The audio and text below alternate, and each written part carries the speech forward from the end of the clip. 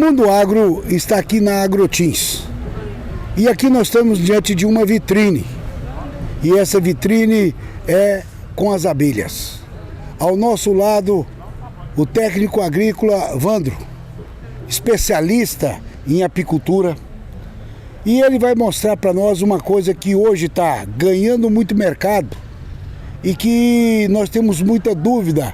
Como é que se procede a sua criação e a produção do mel?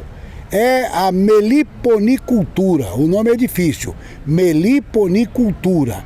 Isso é a abelha sem ferrão. Vandro, tudo bem? Tudo bem. Alegria ter você conosco. É um prazer receber aqui o Mundo Agro no nosso meliponário, né? Porque o local que se cria as abelhas sem ferrão chama-se meliponário. O local que cria aquelas abelhas que tem ferrão é apiário. A pessoa que cria essas abelhas nativas sem ferrão é meliponicultor. E aquele, né, que cria as abelhas que ferroa é o apicultor. Muita gente confunde, mas tem essa diferença.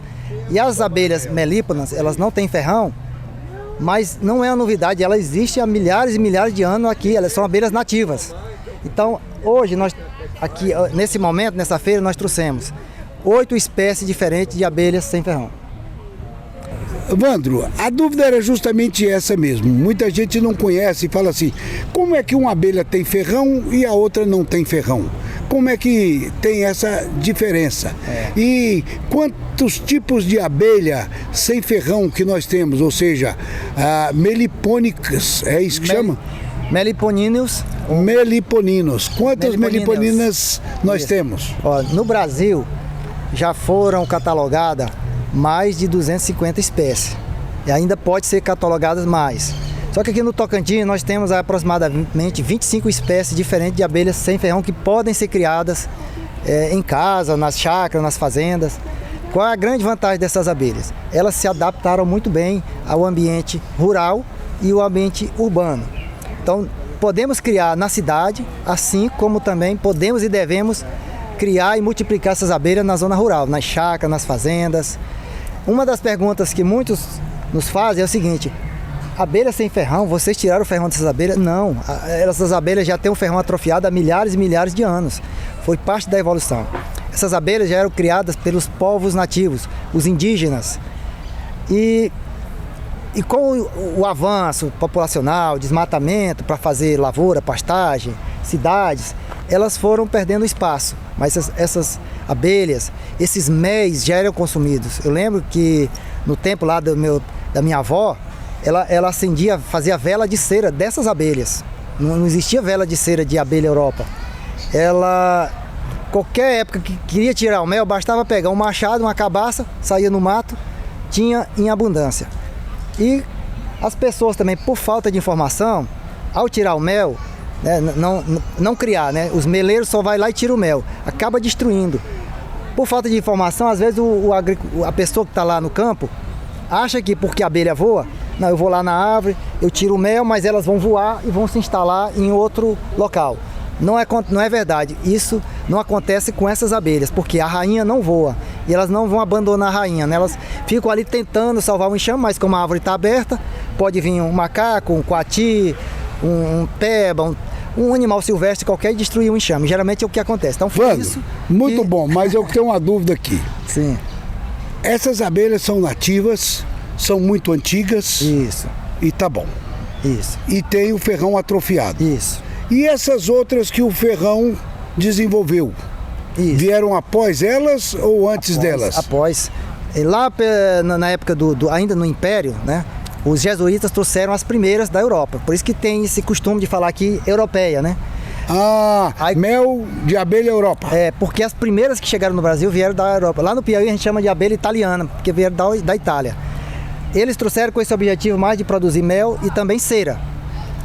Depois, em 1956, a pesquisa começou a cruzar com a abelha também da mesma espécie, que tinha ferrão, mas africanizada, para aumentar a produtividade, que era mais agressiva e mais produtiva.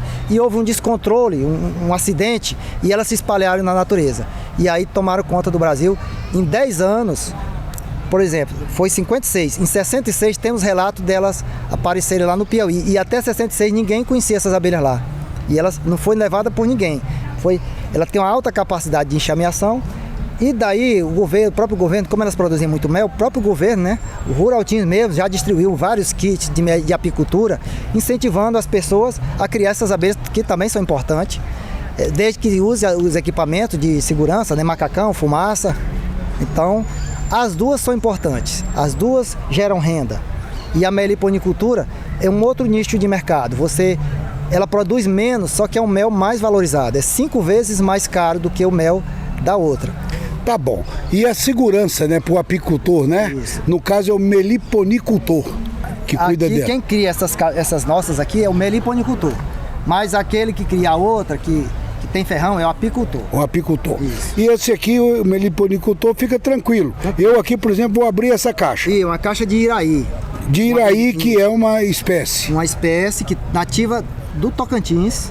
Tá cheio de abelha e eu Tá fico cheio dos de mais abelha. tranquilo aqui porque Eu vou não abrir tem aqui, ferrão. você vai ver que elas não vão me ferroar, nem ferrar o senhor. Tá cheio de abelha aqui e não vai acontecer nada. Uma abelha mansa. Mas é uma abelha muito importante. Ela poliniza o coentro, por exemplo. Ela poliniza várias espécies de... Tem plantas que só são polinizadas por essas abelhas pequenas, como o cupuaçu, por exemplo. Ele não é polinizado pelas abelhas grandes. Bom, vamos explicar para o nosso telespectador o que é a polinização. Isso. É a reprodução da planta, né?